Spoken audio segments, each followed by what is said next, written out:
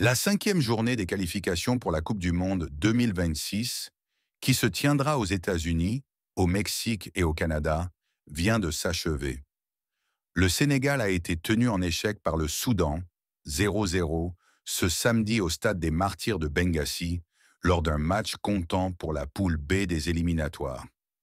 Relégué à la troisième place du groupe après la victoire de la RD Congo, 1-0, contre le Soudan du Sud la veille, le Sénégal devait impérativement s'imposer pour reprendre la tête.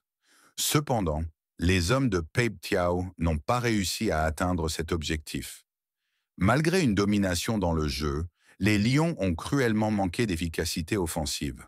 L'armada offensive sénégalaise n'a pas répondu présente, affichant un manque de finition et de précision devant le but adverse.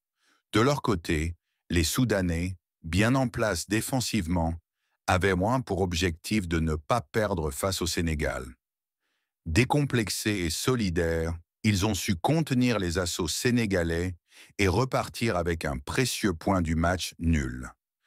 À noter également la très bonne prestation du gardien sénégalais Edouard Mendy, qui semble revenir à son meilleur niveau. Ces interventions décisives ont permis au Sénégal d'éviter une désillusion encore plus grande, ce qui en dit long sur la physionomie du match et la capacité des Soudanais à se montrer dangereux en contre-attaque. Interrogé en zone mixte après le match, le sélectionneur du Sénégal, Pape Thiaw, a déclaré: On pouvait faire la différence en première mi-temps, mais l'efficacité n'était pas au rendez-vous. On sait que c'est un terrain difficile, où des équipes ont lâché des points. Aujourd'hui, on en a pris un. Bien qu'on soit bien rentré dans le match lors de la deuxième mi-temps, on sait qu'il nous manque encore ce but qu'on doit mettre au fond. Maintenant, il faut encourager les joueurs qui ont tout donné, respecter les consignes et se sont battus. Il faut rester concentré sur le match à venir qui sera une finale chez nous et il faudra impérativement prendre les 3 points. Il reste 5 matchs et c'est à la fin, au mois d'octobre, qu'on fera les comptes. Une autre finale nous attend et on a envie de rebondir devant notre public. On va travailler pour remporter ce match.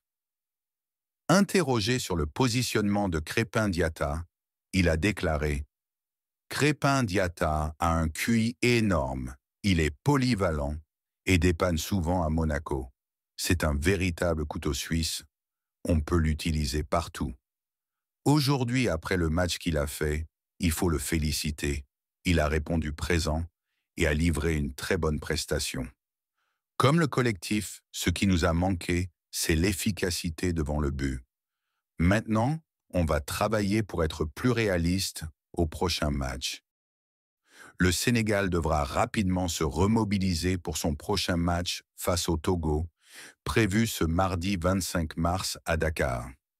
Une rencontre décisive où les Lions devront impérativement s'imposer pour rester en course dans ces éliminatoires.